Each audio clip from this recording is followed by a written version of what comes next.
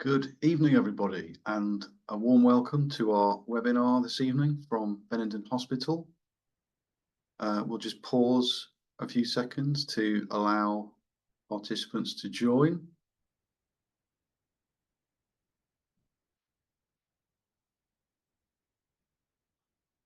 Okay, very warm welcome, as I say, to our webinar this evening on hip and knee replacement surgery. We're live from our broadcasting HQ here at Benenden Hospital. My name's Phil. I'm your host for this session, and I'm joined by our expert speaker this evening, consultant orthopaedic surgeon, Mr. Raman Thakur. Please feel free to ask any questions throughout this presentation. So if you've never joined one of our webinars before, the format of this particular one will be a 10-minute session, 10-minute presentation, I should say, on knees, excuse me. And then there'll be an opportunity for a Q&A after that. And then there'll be a presentation on hips and an opportunity for questions and answers after that. So we will answer your questions after each topic, and please submit your questions by using the Q&A icon, which can be found at the bottom of your screen. And you can submit your questions anonymously, or you can give your name. And I should let you know that if you do give your name, this session is being recorded. If you would like to book your consultation, we'll provide contact details on how to do that at the end of this session, and we'll be including an exclusive attendee offer. So without further delay, I will hand over to Mr. Thakur. Good evening, everyone. I would like to introduce myself, Raman Thakur. I'm orthopedically trained from Hyderabad in India, and subsequently I trained in the Southeast England region under Guy's and St. Thomas's rotation. So following the completion of training, I did a fellowship in hip and knee reconstruction in New York at Lenox Hill Hospital and Hospital for Special Surgery. I became a consultant hip and knee surgeon practicing from East Kent, and have worked in Benenden since 2012. I have been a member of American Academy of Orthopedic Surgeons and British Orthopedic Association. My specialties include hip and knee replacements, robotic knee replacement, and arthroscopy and ACL reconstruction of the knee system. In this session, we are slightly doing the knee first. So we look at knee osteoarthritis, the options for treatment, discuss a bit about knee replacement surgery, and then open up the session to question and answers. And similarly with hips, we'll do treatment options for arthritis of the hip, discuss a bit about hip replacements, and then open up for a Q&A session. So in knee osteoarthritis, what is osteoarthritis? It is gradual wear and tear, degradation of the linings, surface lining of the bones on the femur and tibia, affecting the knee and also the kneecap. In early stages, it presents with people noticing early morning stiffness. I stiff first thing in the morning. As you get going, it gets easier, and you can do a lot more mobility. And with time, it eases off and becomes less painful and less stiff. Pain on excessive activity, sensation of clicking and grinding, and swelling of the knee.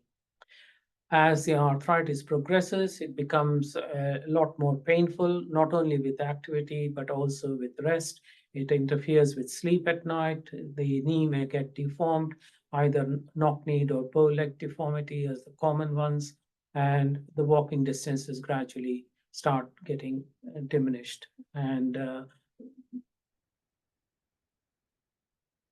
function in terms of day-to-day activities also gets restricted. Stairs, slopes become much and more difficult to negotiate. So in the early stages, non-operative treatment is what is advocated, which involves modifying what you can do, accepting some of the limitations on your activities, particularly avoiding impact stuff, help get your weight towards the ideal body weight, doing exercises to help strengthen the knee muscles with physiotherapy, simple painkillers such as paracetamol, ibuprofen, if it is appropriate for people, can be used. Sometimes knee strapping, especially if people feel it's giving way or something, can just add a bit of proprioception and support, making it feel much more secure. And injections, which can be either cortisone injection or what is shown on the picture, Durolane, which is hyaluronic acid injection. If the non-operative treatments are not effective and not working, then surgical treatment options may become more appropriate. And the simplest of those being arthroscopy, which is keyhole surgery, Dakes procedure, in and out, tidying things up, especially if there is torn meniscus, sometimes loose bodies, and things like that, which can be dealt with through the arthroscopy. If there is a very small focus of bone-on-bone lesion, microfracture can also help heal that area and help relieve pain.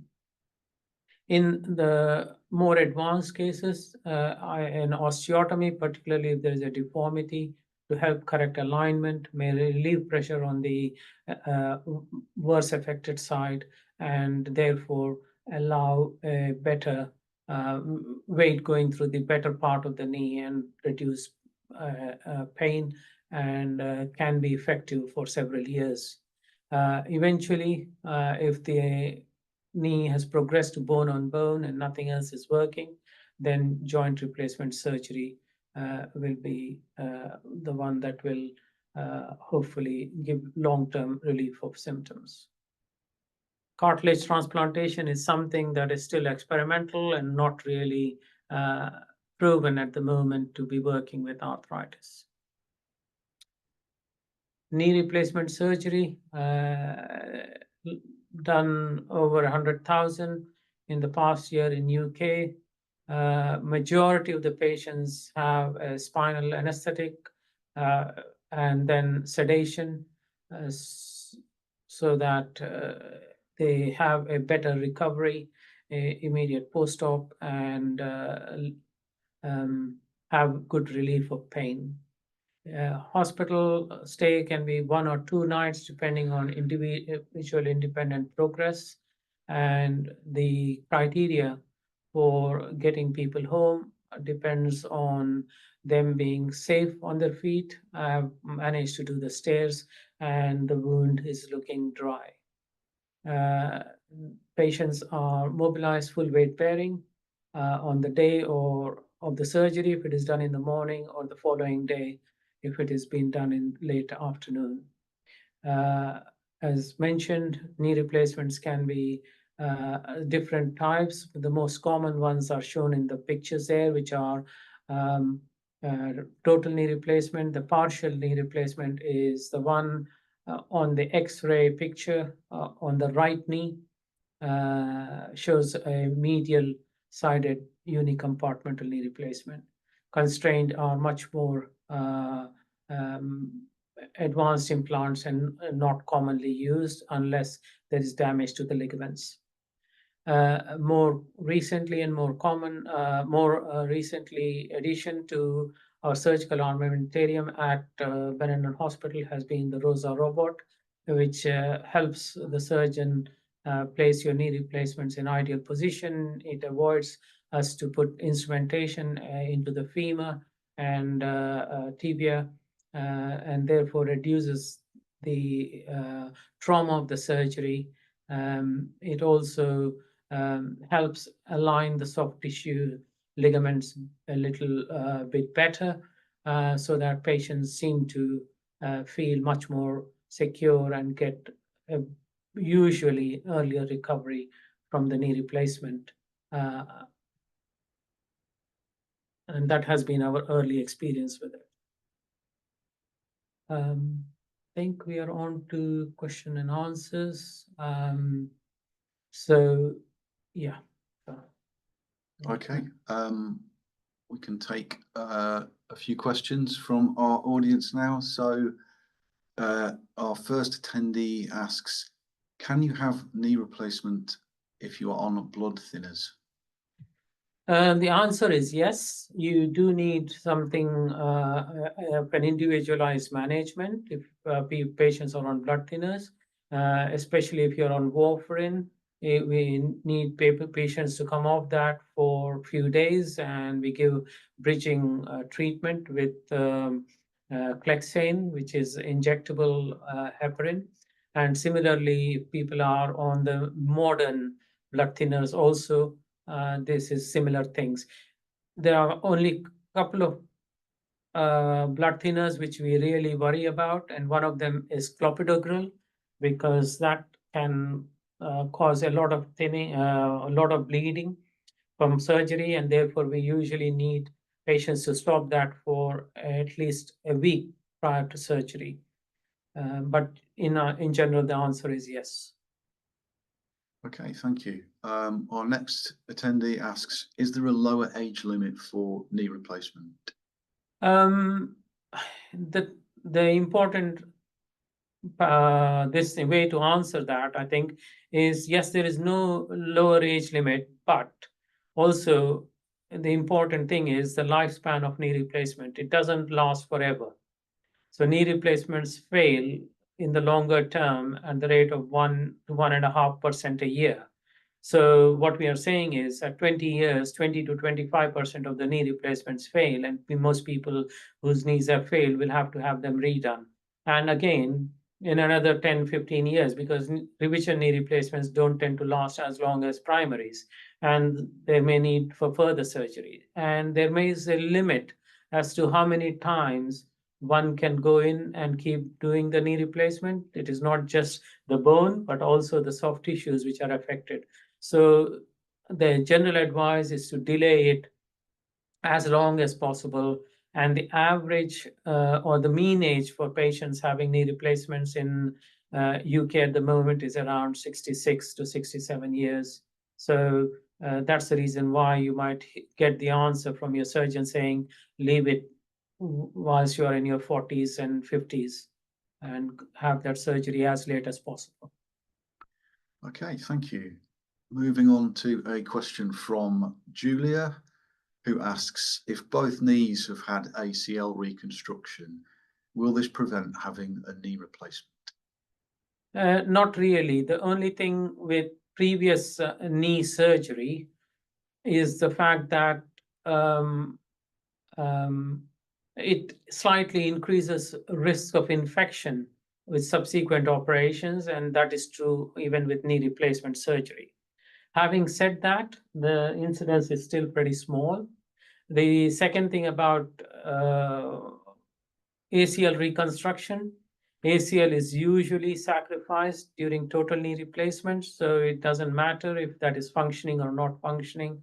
And in general, the hardware from ACL reconstruction does not interfere with knee replacement. So the answer is no, it doesn't preclude from having knee replacement surgery.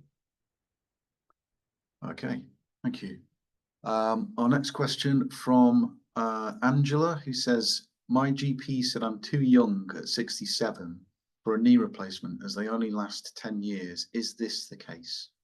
I think it really depends on how bad your knee is, and if it is quite bad and you have been assessed and that is the only option, I would be happy to do on someone who is 67. I wouldn't say they last only 10 years. As I said, the failure rate is about 1 to 1.5%. So 10 to 15 will fail at 10 years and 20 to 30 will fail by 20 years. So there is still a fair proportion of those still going after 20 years. Okay, thank you. We've got quite a detailed question here from a gentleman called Chris, who says, I had a scan at Benenden in May this year, which revealed osteoarthritis in both my right knee and hip and left hip. So this is kind of, I guess, crossing over the two topics. Very sensibly, I was advised waiting before the symptoms worsened. Given I want to do a lot more travel and walking, I'm now debating whether to take action sooner rather than later. My question is, do I need another scan if one was taken in May this year before having another consultation with yourselves? I think the more important question is what are the level of your symptoms and how much it is affecting you on a daily basis, and how intrusive your hip or knee have become. Usually the scan on itself may show it is quite bad, but we are not in the, pardon me, but we are not in the process of treating the images. We are treating people. And if you don't have symptoms, then I would also suggest you wait until your symptoms do get more significant and they become more intrusive. Arthritis usually has a waxing and waning pattern, just like a cyclical of the moon or sun, in that you will have good full moon, new moon, and all phases of moon in between. Similarly, arthritis can have really bad days, really good days, and all variations in between. And over a period of time, the bad days become more frequent. The intrusion into day-to-day activities becomes more frequent. So when it comes to a time where your symptoms have got steadily or progressively worse, and your function is declining to a level where you're not able, you're not coping, or you're not prepared to accept that deterioration in function, then would be an appropriate time to consider having something done. I hope that answers that question. Okay, thanks. Thank you. Next question comes from Mohammed, who asks, does the ROSA knee replacement surgery take longer than standard knee replacement? If so, how much longer? So yes, ROSA needs the robot to be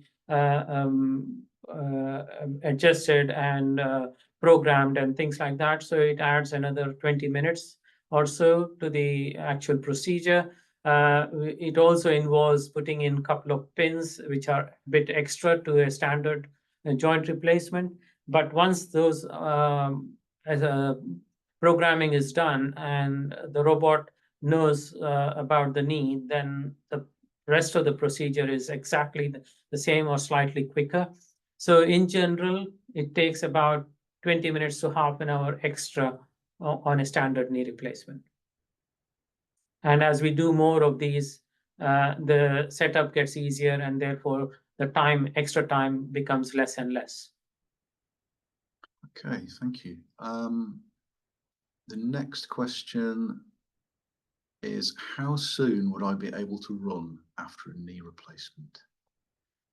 That's an extremely good question. The question is, are you running for fitness? Are you running to catch a bus? If you ask me or any surgeon, the advice would be, please do not run after a knee replacement. Though I have known of people who have done marathons after knee replacement, that is not what we would recommend. It is not something that the knee replacement is designed for. The problem with doing impact stuff after joint replacement is you will wear out your plastic components much sooner, and you end up having to have a revision knee replacement or hip replacement. So if you're gonna need to run for a bus or something, usually 3 months, I would say. Okay, thank you. It appears that Mohammed has a follow-up question to the ROSA question earlier. If the procedure takes longer, is there an increased chance of infection? Not really. We have done about 20 or 25 of these. We haven't noticed any increased rate of infection. Other centers that have done lots more have also not shown any increased rates of infection. Thank you. Another, I guess, topic crossover from from this attendee. Can a hip replacement positively help with arthritic knee pain? So I think the important point is the pain in your knee coming from your hip or your knee? And you do get a bit of crossover and referred pain into the knee from the hip. So if people have hip and knee arthritis on both of them, the general recommendation, as well as my recommendation, would be to have the hip sorted first, because if there is a overlap of pain and which is coming from your hip, the hip replacement will relieve that. If your knee symptoms are still quite significant and affecting you, and the arthritis is bad, then you may still need a knee replacement. But doing a knee first will not relieve the hip problem. So, but there is a good chance that if majority of your knee pain is coming from the hip, that will get relieved after a hip replacement. Okay, thank you. Quite a topical question here from Vanessa. What do you think of arthrosamid as an alternative treatment? So arthrosamid has been shown to have a coating effect on the lining of the joint, but it is not a cure for the problem. So I think it is similar to steroid injection, to a hyaluronic acid injection, that it will help, but it is not a cure for the problem. So I think eventually the situation will come when it is more intrusive and it doesn't work, that you will require a joint replacement. Okay, John asks, I have a lot of pain walking, severe arthritis to right hip. Sorry, that's a hip question. Apologies, I thought that was a knee question. This, I presume, relates to knees as well. Will I have to have another X-ray with you, even if I had one with the NHS 4 weeks ago? So the most important thing with that is to make sure that when you book your appointment, you let the booking team know that you have had a knee X-ray or a hip X-ray done, and also inform them at which hospital. And then what will happen is that Benenden will reach out to your provider and arrange for those images to be transferred across, so that they are available with us before the consultation.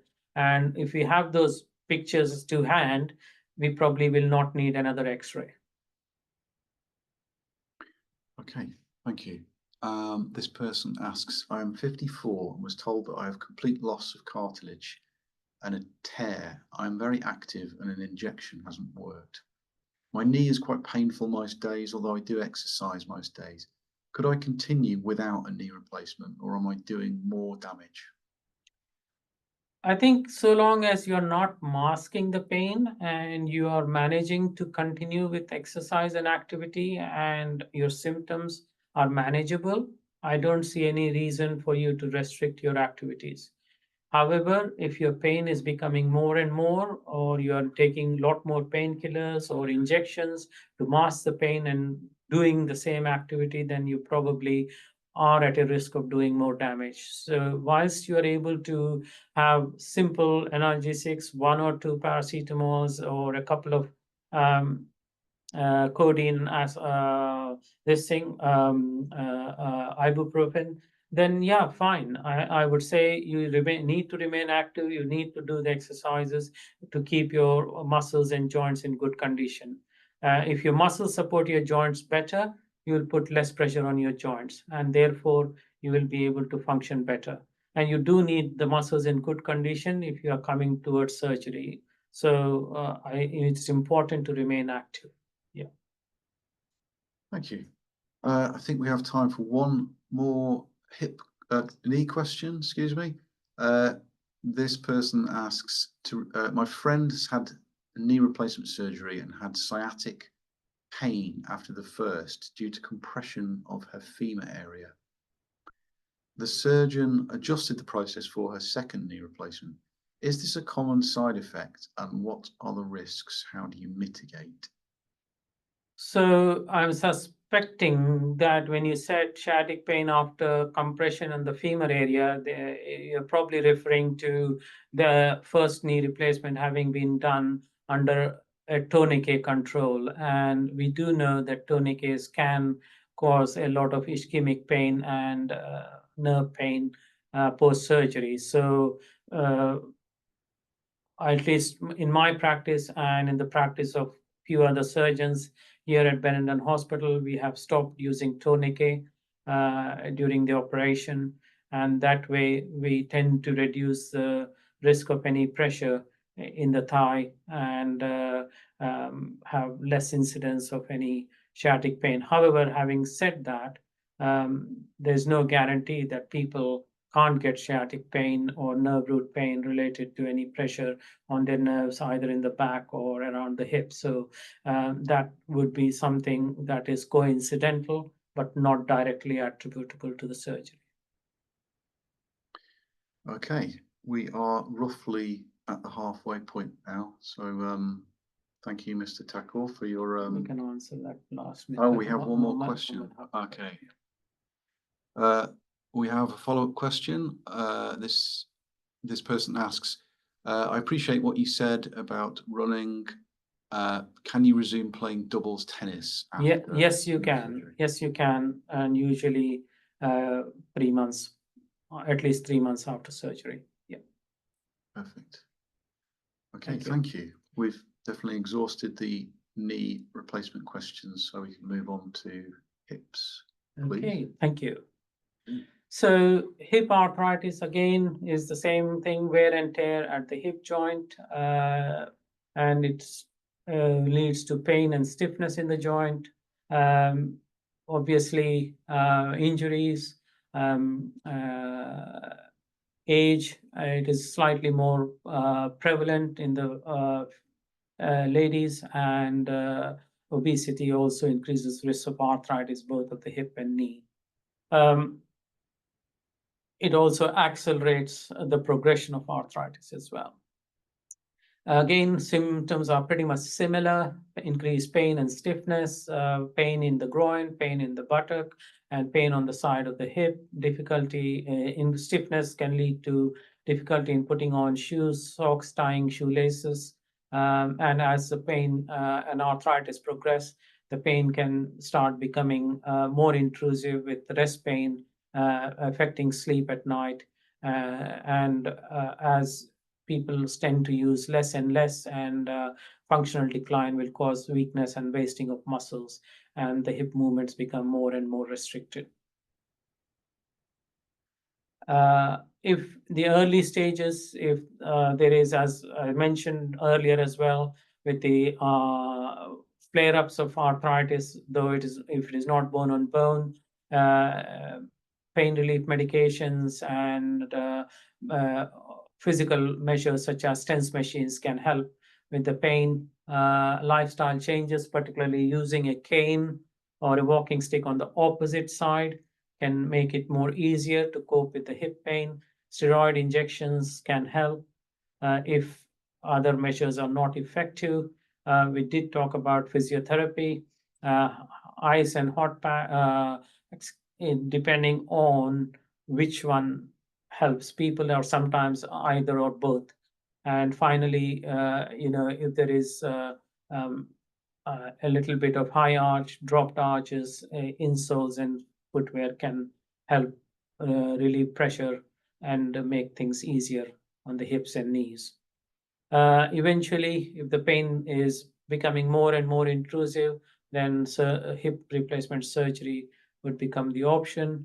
Not in vogue now, and it is extremely uncommon in this era for anybody to have fusion of the hip as a surgical option when hip replacement has been so successful.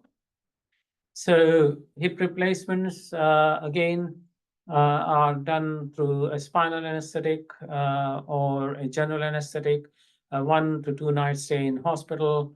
The components are a pin which goes into the femur, and a metal socket which goes into the pelvis. The bearing surfaces are a plastic bearing which goes into the socket in the pelvis, and either a metal or a ceramic ball which goes onto the pin on the femur, and the ball moves on the plastic, and that's what therefore relieves the pain, as the bone is not rubbing on bone, which is a problem in hip osteoarthritis. Subsequently, you will need physiotherapy. There are some do's and don'ts. So long as you follow them, by 6 weeks, there is over 90% recovery, and most patients are pain-free, walking independently, and have discarded their walking aids. Driving usually starts after 6 weeks. And over 90% of people are pleased and happy with the outcome of hip replacement surgery. Right, let's go on to questions. Okay, there's some questions. Our first one comes from John, who says, I have a lot of pain walking, severe arthritis to right hip.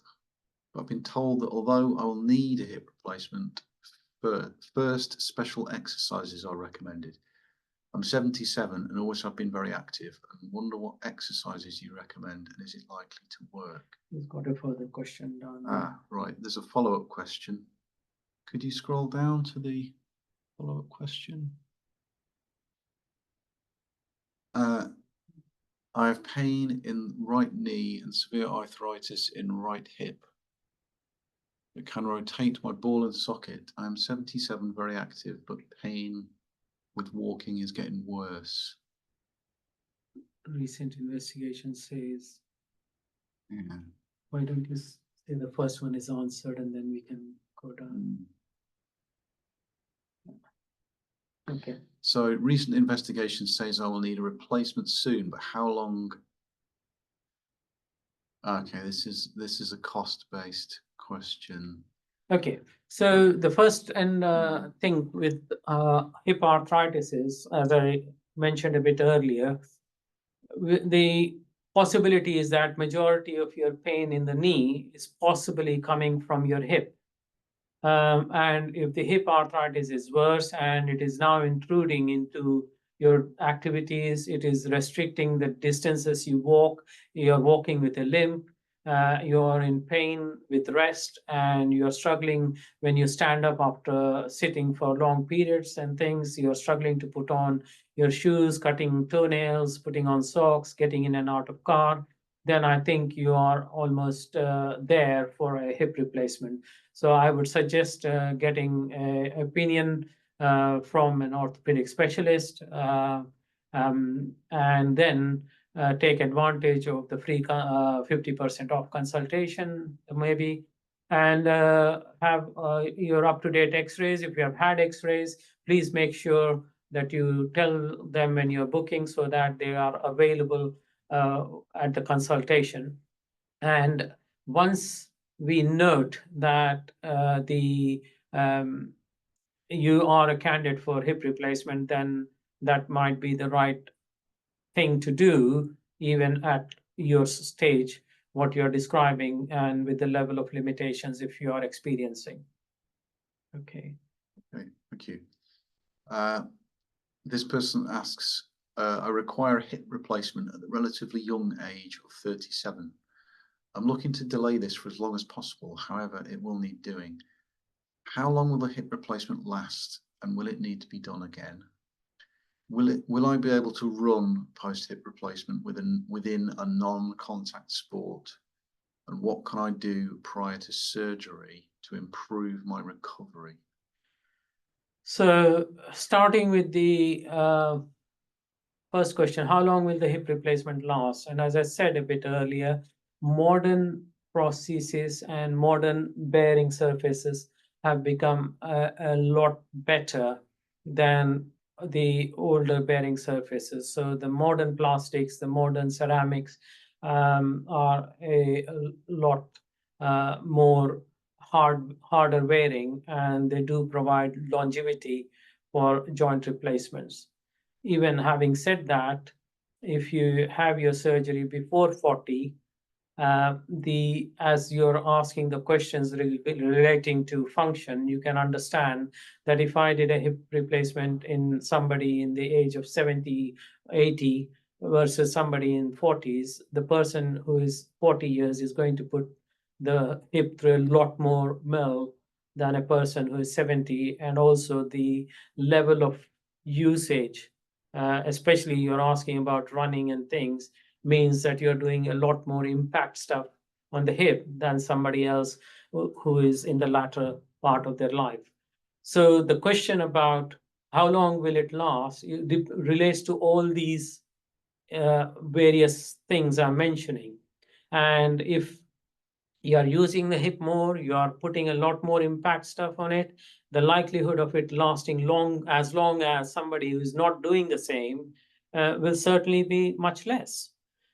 Having said that, we still think the rate of about 1 to 1.5% failure rate of joint replacements still applies unless you are doing a lot of impact activities. So lasting about 10 to 15 years, possibly 20 years is what you're looking at. And if you do wear it out, then having further surgeries in your late 50s, further surgeries down in 70s. So you're looking at least possibility of 2 to 3 further joint replacements, which we are not saying will happen, but given that age, given your activity levels, that is certainly possibly on the cards, and therefore it would be prudent to defer it for as long as you can. Running post hip replacement, again, as I mentioned, if you are doing something like double tennis and things like that, that's absolutely fine.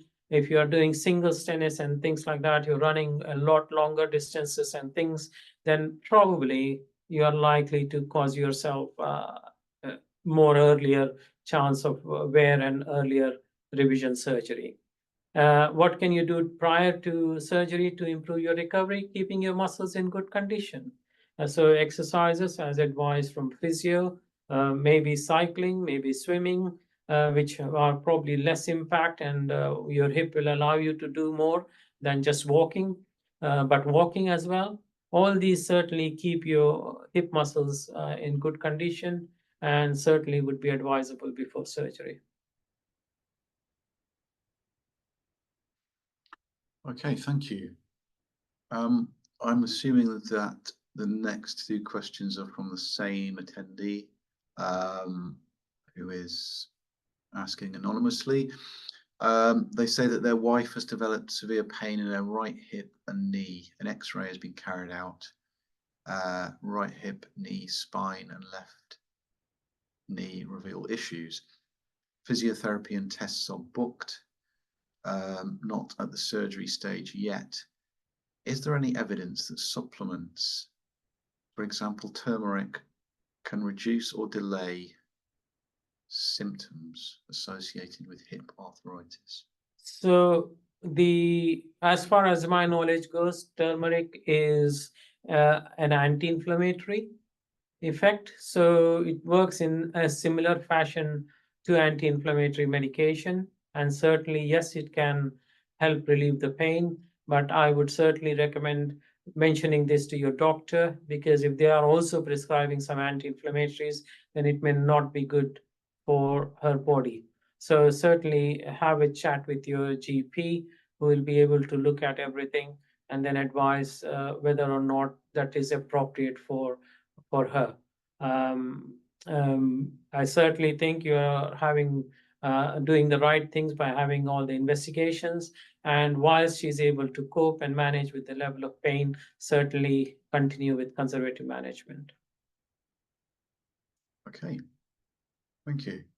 I think we've run out of questions from the audience. I don't know whether it's worth moving on to a couple of frequently asked questions here on the right-hand side. I think we've answered. I think you've answered 2 of these. So one of the frequently asked questions we get is, can I have a hip replacement if I've already had a knee replacement?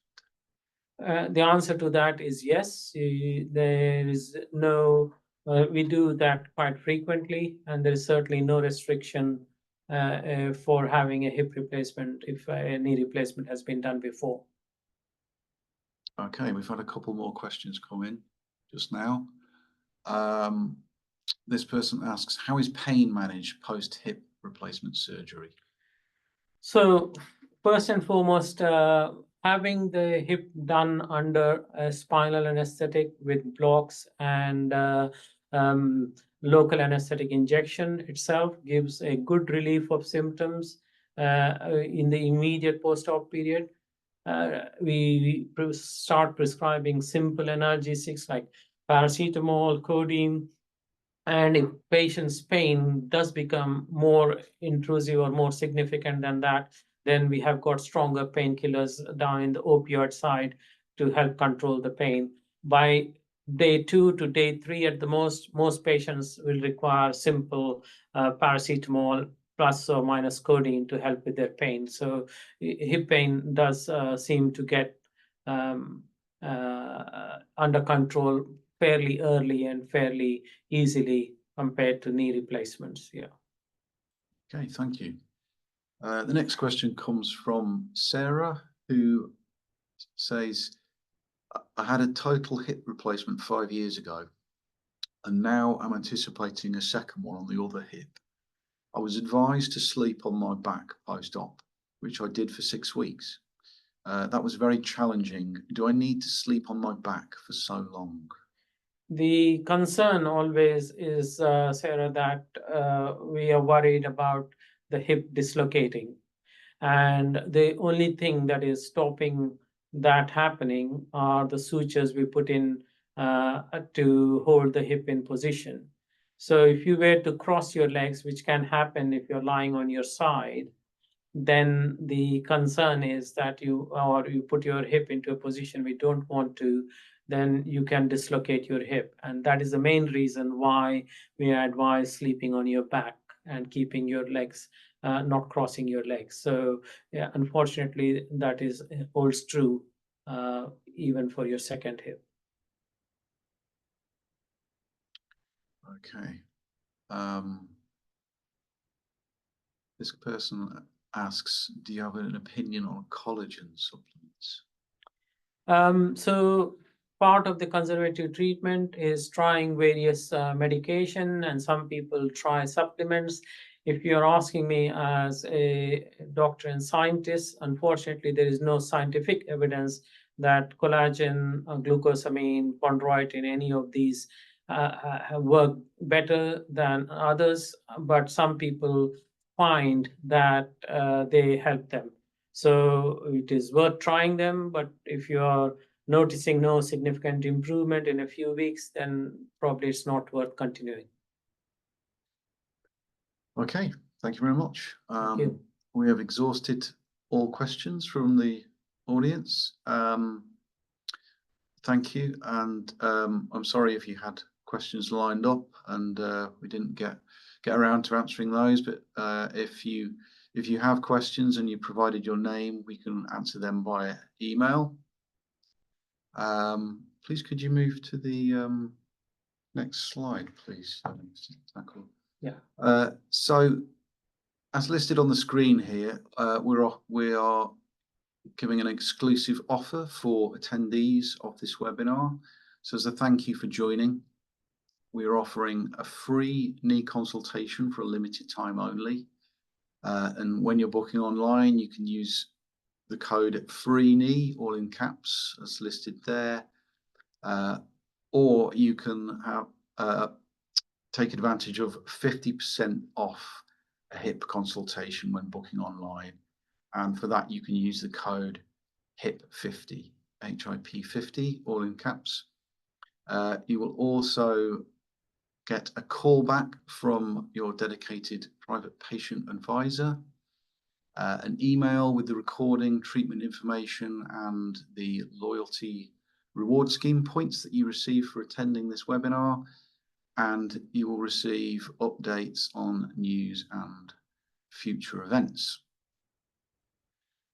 Following this webinar, you'll also receive a survey, and we'd be grateful if you could complete the survey at the end of the session, and your responses will help us shape future events. If you'd like to discuss or book a consultation, our private patients team can take your call, and they're here until 8:30 p.m. this evening, or between 8 a.m. and 6 p.m. Monday to Friday, using the number on the right-hand side of your screen there. And our next webinar is on cosmetic surgery, and you can sign up to that via our website. So all that remains for me to say is thank you for tuning in this evening. On behalf of Mr. Thakur and our expert team here at Benenden Hospital, I'd like to say thank you for joining us today, and we hope to hear from you very soon. Thank you and goodbye. Thank you for having me.